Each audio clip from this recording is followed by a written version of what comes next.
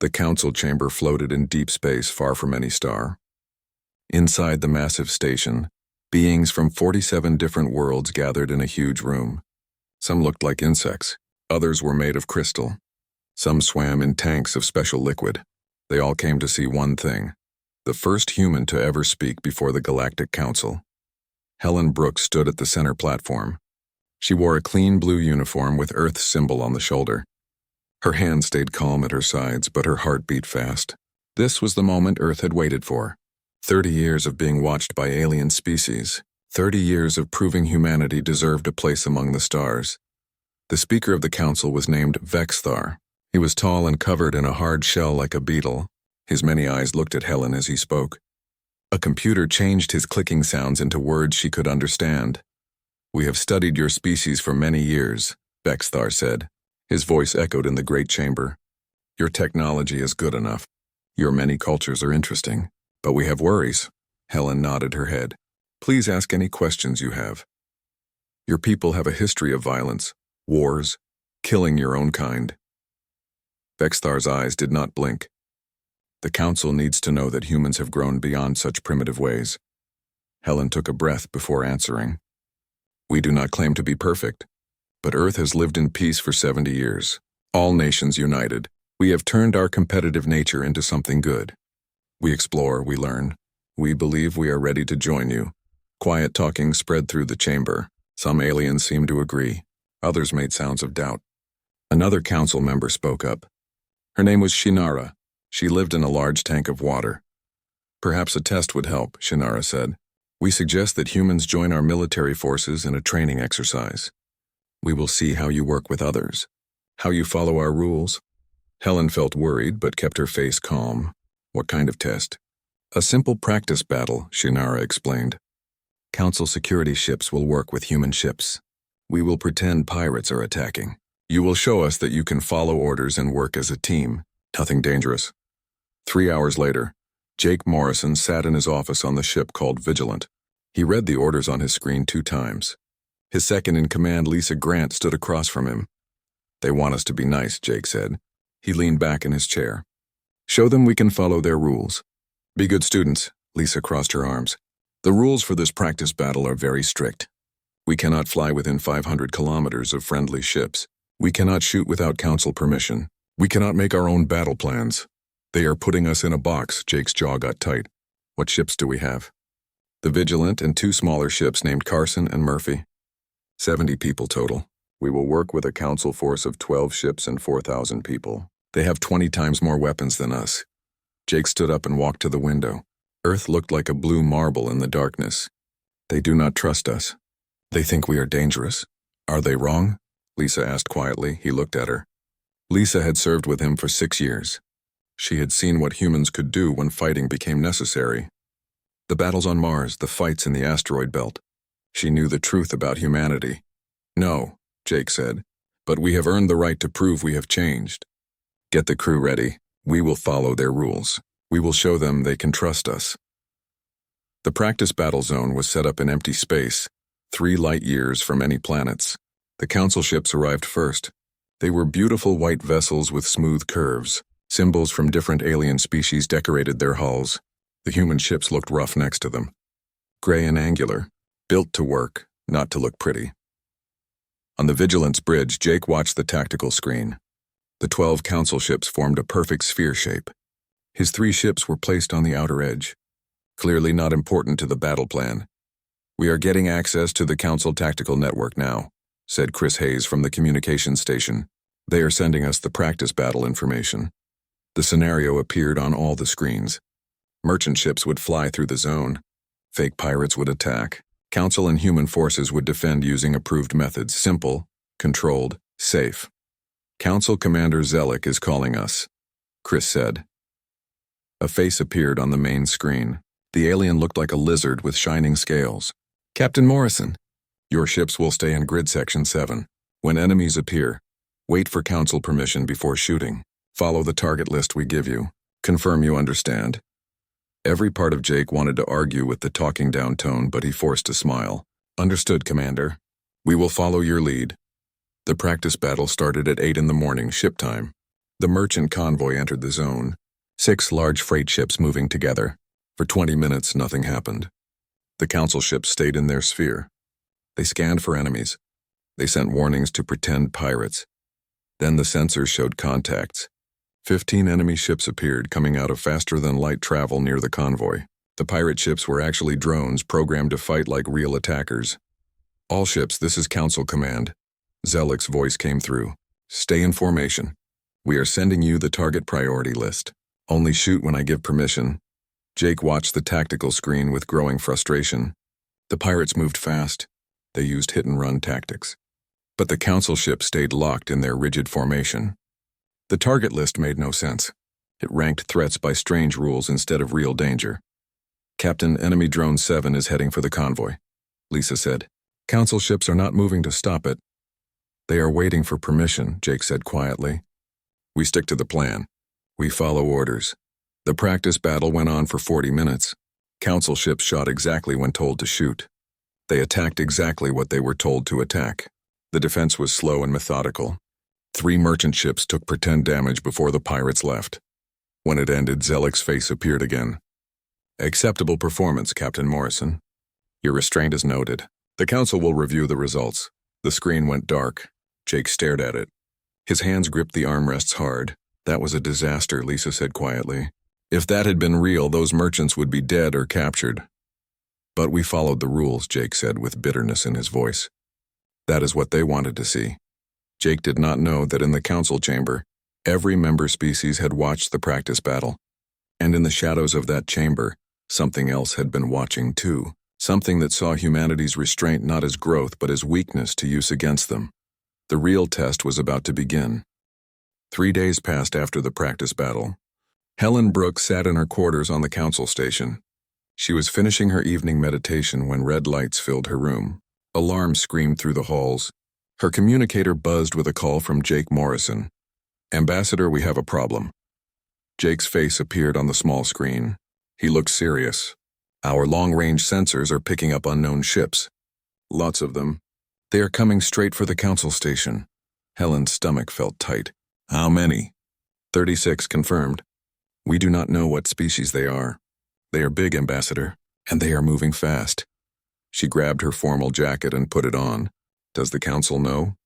We sent the alert 10 minutes ago. No response yet. Helen ran into the corridor. Other diplomatic staff were coming out of their rooms looking confused. The station's communication system came alive. Vexthar's translated voice echoed everywhere. All personnel, stay calm. We are experiencing a sensor error. Return to your quarters and wait for more instructions. Sensor error? Helen stopped moving. She tapped her communicator. Captain, are your readings confirmed? Triple-checked, Ambassador. Those are real ships. They will be close enough to shoot in 40 minutes.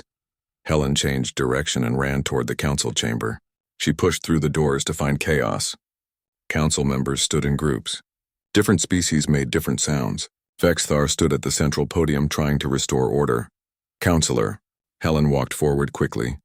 We need to evacuate the station. Those ships are hostile. Vexthar's mouth parts clicked and what she had learned meant irritation. Ambassador Brooks, you overstep your place. The council has protocols for such situations. Then use them. Helen's voice cut through the noise. My ship is reading 36 unknown vessels approaching. They are not responding to calls. We need to act now. Shannara swam to the front of her tank. The human shows panic. This is why their species needs observation. We will investigate the sensor problem calmly. Helen felt anger rising in her chest but forced herself to breathe slowly. With respect, Counselor, every second we talk brings those ships closer. At least raise the station's shields. Before Vexithar could answer, the station shook. Lights flickered. On the chamber's holographic displays, the 36 contacts appeared. Now they were close enough to see. The ships looked like nothing in council records. They had jagged, dark hulls covered in what looked like living armor. Weapons glowed with sick green light. Incoming message, the station's computer announced. Origin unknown vessels. A face appeared on every screen, if it could be called a face. The creature looked somewhat human but wrong. Its skin was mottled gray and black. Its eyes were too large and completely black. Its mouth was full of needle teeth. When it spoke, the words came through in heavily accented common language. Council species. We are the Kresh Dominion. This station and all within are now our property. Surrender your vessels and prepare for boarding. Resistance will be met with immediate death. The chamber exploded with sound. Species Helen had never heard make noise began wailing, clicking, buzzing in panic. Vexthar tried to speak but was drowned out. Helen activated her communicator. Captain Morrison, did you receive that message? Loud and clear. Ambassador, we need to get you off that station. Now. The council is not evacuating. They are debating protocols. Jake's voice became hard. Then we are coming to get you. The Carson and Murphy are already moving into position. Captain, you will break council space rules. They can complain if we all live through this. The connection ended. On the bridge of the Vigilant, Jake was already giving orders. Lisa, analyze those Kresh ships. Tell me their weaknesses. Chris, open a channel to the council task force. See if Zellick is ready to do something useful. Yes, Captain. Chris worked his console, then his face showed confusion. Sir, the council ships are powering down weapons. What? Council Commander Zellick is broadcasting on all frequencies. He is ordering his fleet to stand down. He is saying they are complying with the Kresh demands. Jake stared at the tactical display in disbelief. The 12 council ships were lowering their shields, turning off weapons, broadcasting surrender signals. Lisa looked up from her station. Her face was pale. Captain, the council is surrendering the entire station. They are going to let the Kresh take everyone on board. That includes Ambassador Brooks and the entire human diplomatic team. Jake's mind worked fast. Battle stations. All ships. Turn us around. Maximum speed toward the station. Charge all weapons. Sir, if we fight, we will be in direct violation of council military rules, Chris warned. They could reject Earth's application permanently. Jake met his eyes. And if we stand down, our people die. What would you do, Lieutenant? Chris sat up straight. Opening firing solutions now, sir. The Vigilance engines flared as the ship broke formation and accelerated toward the council station. The destroyers Carson and Murphy followed, forming a tight wedge. Alarms sounded throughout the human vessels as crews rushed to combat positions. On the station, Helen watched through a window as the Kresh ships got closer. They were near enough now to see details. The organic-looking weapons. The scarred hulls that showed many past battles. Behind her, council members were still arguing about proper surrender procedures. They are not coming to talk, Helen said to no one in particular. They are coming to take what they want. Vexithar appeared beside her. His usual calm was cracking. The council has maintained peace for 1,000 years through diplomacy and de-escalation. Violence is not the answer. Sometimes violence is the question, Helen said quietly. And the answer is yes. The Kresh ships were 2 minutes from docking when the Vigilant appeared on sensors, burning hard toward the station with weapons ready to fire. The lead Kresh vessel, a massive ship 3 times the Vigilant's size, opened a channel. The same nightmare face appeared, now twisted in something like amusement. Ah, the humans. We have studied you. So eager to prove yourselves civilized. So desperate to please your council masters. You will stand down like good pets, or we will show you what happens to those who bear teeth at the Dominion. On the Vigilance bridge, Jake smiled. It was not a pleasant smile. Chris, open a channel. All frequencies. Channel open, sir. Jake leaned forward in his command chair. This is Captain Jake Morrison of the Earth Defense Ship Vigilant. To the Kresh Dominion. You have 30 seconds to turn around and leave this sector. This is your only warning. The Kresh commander's laughter sounded like grinding metal. Amusing. 3 small ships threaten the Dominion. We will enjoy cutting you apart to understand what makes you so stupid. 20 seconds, Jake said calmly. The Kresh commander snarled. You think your council will protect you? They cower even now. You stand alone, human. You are 10 seconds, the channel cut. The Kresh dreadnought-powered weapons targeting all 3 human ships. In the council chamber, species watched in horror. Some began praying in their various ways. Others simply stared, unable to process what was happening. Helen stood at the window, her hands pressed against the clear material. She whispered words that only she could hear.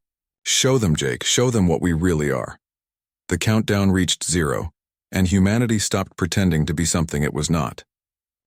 The Kresh dreadnought fired first. Massive energy beams cut through space where the Vigilant had been 1 second earlier, but the human ship was not there anymore.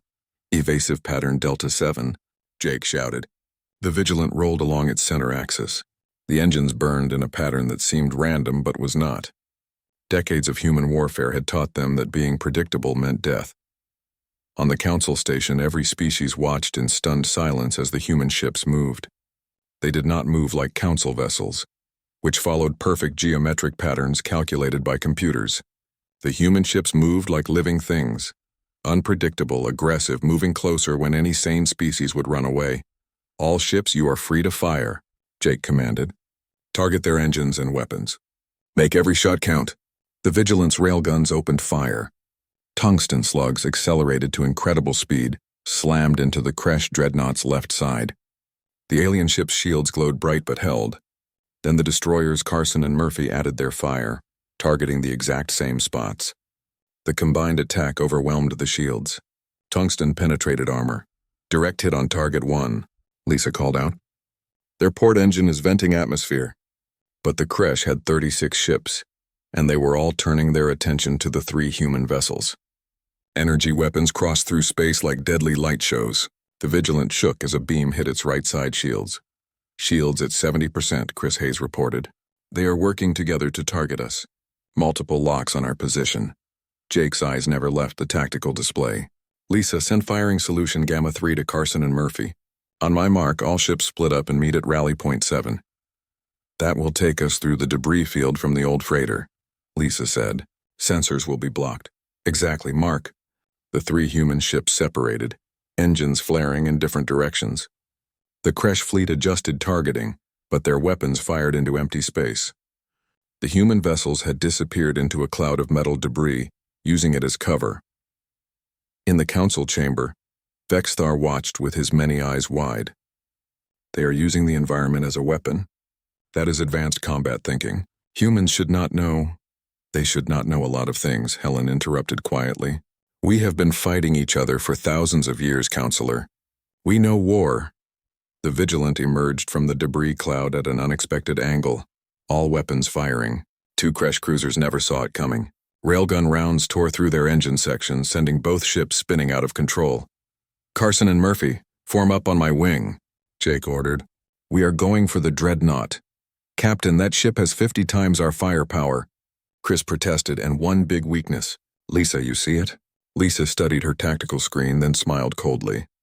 "Their shield generators are exposed on the top hull. Old design flaw. If we hit them from above, they lose shields across the entire ship. Carson, Murphy, follow our approach. Hold fire until we are on top of them." The 3 human ships burned hard, accelerating to speeds that would have torn apart council vessels. The human crews felt the forces despite their dampeners. Their trained bodies handled what would kill most species. The Kresh dreadnought turned to track them, but it was massive and slow. The Vigilant came in high and fast, rolling at the last second to bring all weapons to aim at the exposed generators. "Fire everything." The Vigilant's attack was devastating. Railguns, missiles, and energy weapons struck the shield generators together. Metal exploded outward. The dreadnought's shields collapsed completely. "All ships, hit the bridge," Jake shouted. Without shields, the Kresh dreadnought was helpless. The 3 human ships poured fire into its command section. Explosions rippled across the hull. The massive vessel began tilting. More explosions bloomed across its surface, but the victory came at a cost. While focused on the dreadnought, the Vigilant had exposed itself to the rest of the Kresh fleet. Energy beams hammered into its hull. "Shields down," Hayes yelled. "Hull breaches on decks 4 and 7. The ship shook violently. Sparks flew from control panels. Jake gripped his chair as the lights flickered. "Damage report. Right engine offline. We have lost 3 weapons batteries. Casualties reported in engineering." Jake checked his tactical display. The dreadnought was crippled but still fighting. The rest of the Kresh fleet was coming together. The Carson and Murphy were both damaged.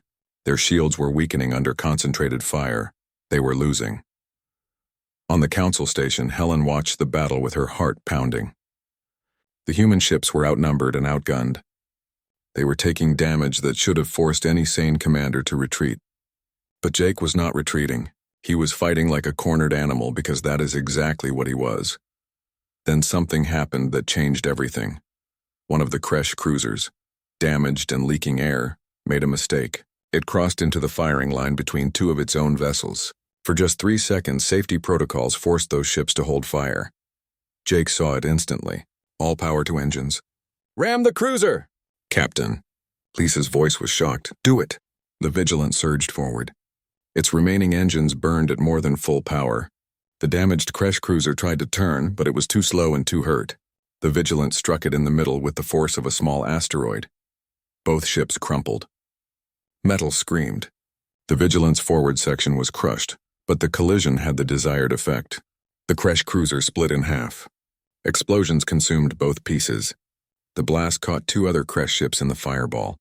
In those critical seconds, the Carson and Murphy poured fire into the confusion, destroying 3 more Crash vessels. On the station, absolute silence filled the council chamber. What they had just witnessed went against everything they knew about civilized warfare. No species rammed enemy vessels. It was suicide. It was barbaric. It was effective, Helen whispered. The Crash fleet wavered. Their dreadnought was crippled. 6 ships were destroyed, and these 3 small human vessels showed no sign of giving up even as they died. The Crash commander reappeared on all channels. Its face was twisted with rage. "You fight like animals. Without honor. Without—" Jake's face appeared in a split screen. Blood ran from a cut over his eye. Smoke curled behind him. His smile was terrifying. "You wanted to see what humans are? We're the species that climbed to the top of our food chain by being better predators than anything else on our planet. We are the species that hunted giant beasts to extinction with nothing but sharpened stones. We are the species that turned warfare into an art form for 10,000 years. He leaned closer to the camera. "And we are the species that really does not like being threatened." He cut the channel. "All ships target the Dreadnought's reactor. If we are going down, we are taking them with us." But then something unexpected happened. The Council task force, which had been sitting passive throughout the battle, suddenly came to life. Commander Zellick's voice rang out across all frequencies. "All Council ships, this is Zellick. I have seen enough. The humans fight to protect this station while we cower. No more, all vessels weapons free. Engage the Crash fleet. 12 Council ships, fresh and undamaged, open fire as one." The Crash fleet, already hurt from the human assault, found itself caught between 2 forces.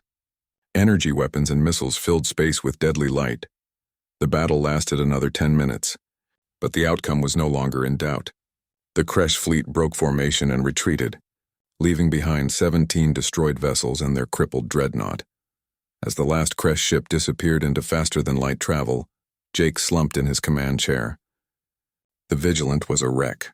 Systems were failing everywhere, but they had survived. "Status of the Carson and Murphy?" he asked quietly. "Both heavily damaged but intact," Lisa reported. "Combined casualties across all 3 ships. 47 wounded, 9 dead. 9 of his people dead." Jake closed his eyes briefly, honoring their sacrifice. Then he opened them again. "Get me Ambassador Brooks." Helen's face appeared on screen. Tears streamed down her cheeks. "You magnificent, crazy, beautiful people. You saved us all. Just doing our job, Ambassador." Jake tried to smile but winced instead. "How is the Council taking it?" Helen looked over her shoulder at the chamber behind her. "I think you should see for yourself." The view shifted to show the Council chamber. Every species present was standing or floating or whatever they did, and they were all staring at the holographic displays showing the damaged human ships with something Jake had never seen in alien eyes before. Respect, and perhaps something else. Fear. The emergency medical teams worked through the night on all 3 human ships. Jake Morrison refused treatment until every one of his crew had been seen by doctors.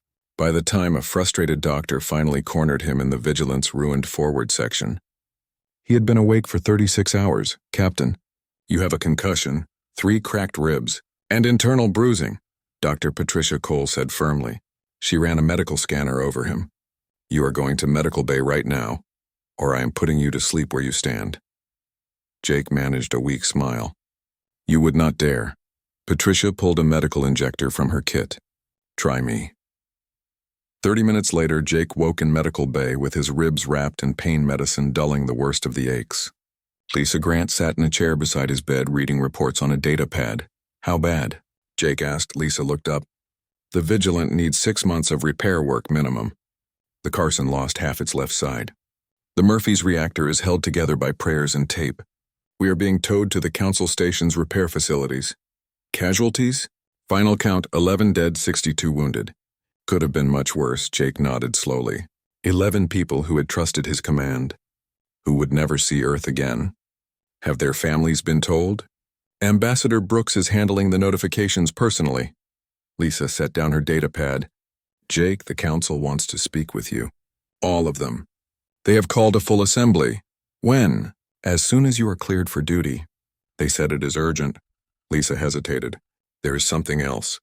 The footage of the battle has been distributed to every member species. You are all over the galactic networks. They are calling you the Predator, Captain. Jake grimaced. That is not exactly the image Earth wanted to project. Maybe not. But it might be the image we needed. 6 hours later, Jake stood in the council chamber. His dress uniform was crisp despite his injuries. Ambassador Helen Brooks stood beside him, along with the captains of the Carson and Murphy, Dan Fletcher, and Nicole Barnes. All 3 officers showed visible wounds from the battle. The amphitheater was packed beyond capacity. Every member species had sent additional representatives. Galleries that were normally empty now held observers from dozens of civilizations. And every eye was fixed on the 4 humans at the center platform. Vexthar called the assembly to order. We gathered to address the events of 3 days past. The Kresh Dominion attacked this station with clear intent to conquer. Lives were saved by the actions of human military personnel, who engaged the enemy against explicit council protocols. Jake kept his expression neutral. Here it came. The condemnation. The rejection of Earth's application. Possible sanctions. Captain Morrison, Vexthar continued, you violated 17 separate council military regulations. You engaged in aggressive warfare tactics. You used ramming maneuvers considered barbaric by civilized species. You risked the lives of your crew in actions that went against all reasonable combat thinking. Yes, Counselor, Jake replied simply. And yet? Vexthar's mouth parts clicked in a way Jake could not interpret. You saved 4,317 lives, including my own. A murmur ran through the chamber. Vexthar raised a limb for silence. The Council has talked extensively. We have reviewed footage of the battle. We have consulted military experts. We have examined Earth's application for membership with new eyes. He paused. We have been fools, the chamber erupted. Council members began speaking over each other. Vexthar clicked louder, demanding order. The Council has operated under the assumption that any species capable of joining must first prove it has evolved beyond violence. We believed peace could only be achieved by eliminating the capacity for war. Vexthar's eyes fixed on Jake. We were wrong. The Kresh knew this. They have been watching us, studying us, waiting for the perfect moment to strike. They believed our pacifism made us weak. And they were nearly correct. Shinara swam forward in her tank. The humans showed something we had forgotten. Peace is not the absence of the capacity for violence. It is the choice not to use it except when necessary. The humans had every capability to wage war, yet they chose restraint until action became unavoidable. Another council member, a crystalline entity named Zortal, added its voice. Our military simulations were designed to test obedience, not tactical skill. We sought soldiers who would follow orders blindly. The humans showed us that true warriors must think, adapt, and make impossible choices in impossible moments. Helen stepped forward. With respect, counselors, humanity did not save this station to prove a point. We saved it because it was right. Because people were in danger. We do not seek glory and violence. Yet you excel at it, another counselor observed. Because we had to, Jake said. Earth's history is violent because our world forced us to be violent to survive. We had predators that could kill us easily. We had diseases and disasters. And eventually we had each other. We learned to fight or we learned to die. But that same history taught us another lesson. Violence has a cost. Every war we have fought has scarred us. We carry those scars forward so we never forget what violence truly means. He gestured to his fellow captains. Commander Fletcher lost his brother in the Mars Rebellion. Commander Barnes watched her home city burn in the Pacific War. I personally helped stop the belt skirmishes where thousands died. We know war's price. That is why we wanted so badly to join the Council. To show we had moved past it. And now? Vexthar asked. Now we understand that moving past something does not mean forgetting it, Jake said. A predator that denies its nature does not become peaceful. It becomes prey, We are predators who choose to protect instead of hunt. That is the best we can offer. The chamber fell silent. Then slowly Vexthar bowed. It was a gesture of deep respect among his species. Around the chamber, other council members made their own species gestures of honor. Earth's application for council membership is hereby approved, Vexthar announced. Effective immediately. Furthermore, Captain Morrison, Commander Fletcher, and Commander Barnes are awarded the Star of Valor, the Council's highest military honor, for actions above and beyond any reasonable expectation. More shocked murmurs. The Star of Valor had only been awarded 32 times in 1,000 years. There is one final matter, Vexthar said. The Kresh Dominion remains a threat. Their retreat was tactical, not permanent.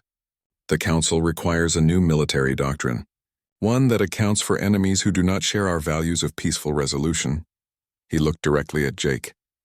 Captain Morrison, the Council requests that Earth establish a military training program for member species. You will teach us what you know of warfare, tactics, and the warrior's mindset. Jake felt the weight of that request. They were asking humanity to teach the galaxy how to fight, to spread the knowledge of war that humans had gathered through centuries of blood and suffering. On one condition, Jake said, we also teach the costs. Every species that learns our tactics also learns our history. They see the graves of soldiers, the ruins of cities, the faces of children orphaned by war. They understand that every battle won is also a tragedy. Violence must always be the last resort, not the first. Vexthar clicked agreement. Acceptable. We must understand both the blade and the wound it causes. The assembly ended with formal ceremonies, but Jake barely noticed them. He was thinking of the 11 crew members who would not go home, of the Kresh fleet that had escaped, of the responsibility Earth now carried. Later, as he stood in the Vigilance observation deck looking out at the stars, Helen joined him. We did it, she said. Earth is in the Council. At what cost? Jake replied. We showed them we are dangerous. Maybe that is what it took, but it is not who I wanted us to be. We showed them we are capable, Helen corrected. There is a difference. The galaxy needed to see that peace does not mean weakness, that choosing diplomacy does not mean lacking options. She placed a hand on his shoulder. You made the hardest choice a warrior can make. You fought only when you had no other choice. That is not something to regret. Jake nodded slowly. The Kresh will come back. You know that. I know. But now the Council will be ready. Because of what you taught them. What did I teach them? Helen smiled. That the best defense against predators is having a bigger predator on your side. And humanity, for better or worse, is very good at being the biggest predator in the room. 3 months after the Battle of Council Station, Earth had transformed from applicant to cornerstone. The human military training facility on Waypoint 7 operated around the clock, teaching Council species tactics that had been refined in humanity's bloodiest centuries.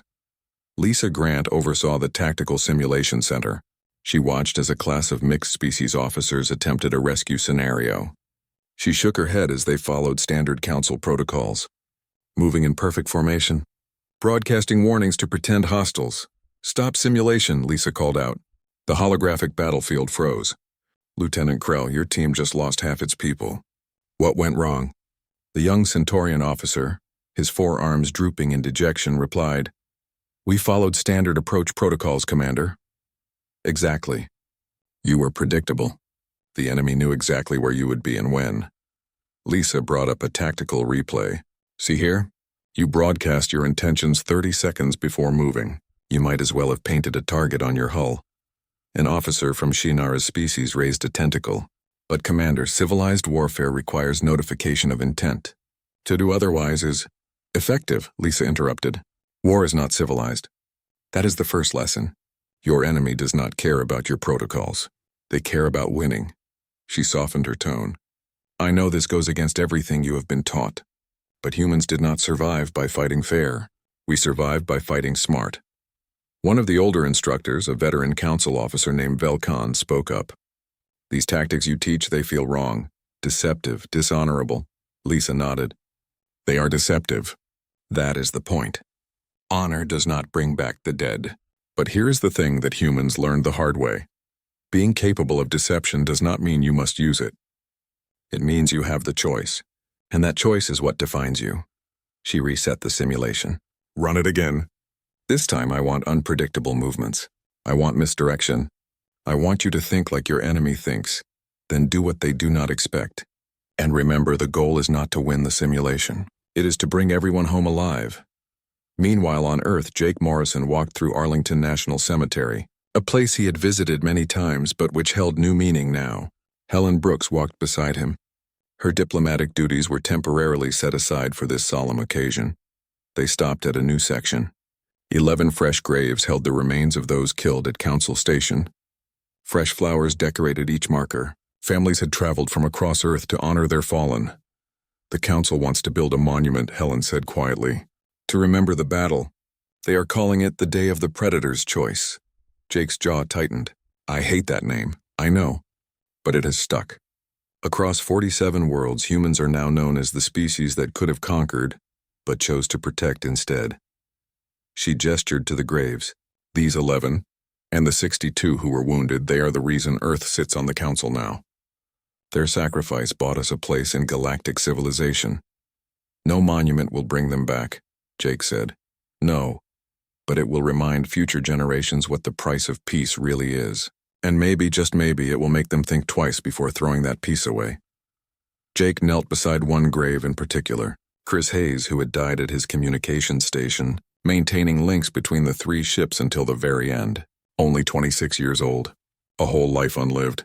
We are training Council species to fight now, Jake said, teaching them tactics that cost humanity millions of lives to develop. Is that right? Are we making the galaxy more dangerous? Helen considered the question. We are making it more capable. Whether that is dangerous depends on how that capability is used. The Kresh showed us that pretending violence does not exist does not make it go away. It just means you are unprepared when it finds you. Across the galaxy on the Council Station, Vexthar reviewed reports from the human training program. The results were both impressive and disturbing. Species that had never considered aggressive tactics were now executing complex maneuvers. Ships that had always flown in predictable patterns now moved with the fluid unpredictability of human vessels. Are we unleashing something we cannot control? Shinara asked, floating beside him. Perhaps, Vexthar admitted, but consider the alternative. The Kresh Dominion exists. The scattered clans exist. There are predator species in this galaxy who view our peaceful nature as weakness to exploit. The humans have shown us that survival sometimes requires accepting uncomfortable truths. The humans also showed us something else, added Zortal, the crystalline counselor. Restraint. They have the capacity for tremendous violence, yet they exercise control. Captain Morrison could have destroyed the Kresh dreadnought completely, killed everyone aboard. Instead, he crippled it. The Kresh crew survived to be taken prisoner. Mercy in war, Shinara mused. Another human paradox. Not a paradox, Vexthar corrected. A choice. The humans choose when to bare their teeth and when to offer their hand. That choice is what separates a warrior from a murderer. Deep in uncharted space, the Kresh Dominion licked its wounds. The Grand Warlord Kreshtar watched footage of the battle repeatedly, studying the human tactics with grudging respect. These humans, he said to his assembled commanders, they fight like we do, with cunning, with aggression, with the understanding that victory is all that matters. Then they are a threat that must be eliminated, one commander suggested. No. Kreshatar's needle teeth showed in what might have been a smile. They are a challenge.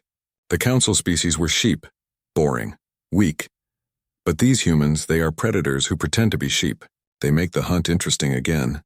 What are your orders, Grand Warlord? We watch, we learn, we prepare. The humans have awakened the Council to the reality of war. When we strike again, we must be ready to face not sheep, but wolves in sheep's clothing. And that will be glorious. Back on Earth, in the EDF Command Center, Admiral Stephen Grant reviewed the latest intelligence reports. The Kresh were rebuilding. Other predator species were watching humanity with new interest. Some saw potential allies, others saw threats to eliminate. A new age was dawning for Earth and the galaxy. One where humanity's capacity for violence was known and importantly respected. But that respect came with responsibility. Sir, an aide approached. The Council has approved expansion of the training program. They are requesting 5 times as many instructors, and they want human advisors embedded with every Council fleet. Admiral Grant nodded slowly. Approved. But make sure every advisor understands the mission. We teach them to fight, but more importantly, we teach them when not to fight. Humanity's greatest strength is not our weapons or our tactics. It is our ability to choose peace when we could choose war. Yes, sir. Sir, there is one more thing. Intelligence has intercepted communications suggesting the Kresh are planning another operation. Timeline unclear. Keep monitoring. And make sure our people are ready. The predator has been unleashed, but it remains leashed. We fight only when we must. But when we must, we fight to win. Months turned into years. The human training program evolved. It produced a new generation of council officers who understood that peace and preparedness were not contradictory concepts. Joint exercises between human and council forces became routine. The galaxy was learning to walk the knife's edge between pacifism and aggression. Jake Morrison, promoted to admiral after 2 years, stood on the bridge of Earth's newest vessel, the EDS Unity. It was a joint construction project, combining human tactical design with council technology. The result was something unprecedented, a warship built for peace.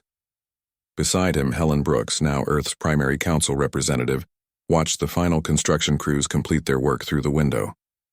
"We did it," she said. "Built a bridge between human military philosophy and council pacifism. Created something new. Created a compromise," Jake corrected. "The council accepts that sometimes force is necessary. Humanity accepts that force should never be the first option. It is not perfect, but it works. The Kresh are still out there.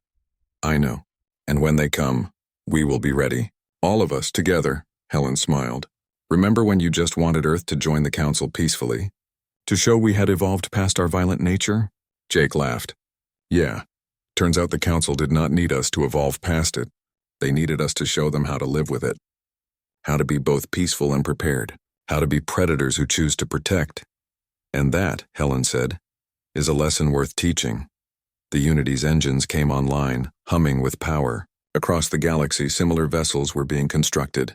A new fleet for a new age. One that understood the lessons humanity had learned through centuries of war. That the capacity for violence, controlled and directed, could be the foundation of lasting peace. The predator had been unleashed, but it had also been tamed.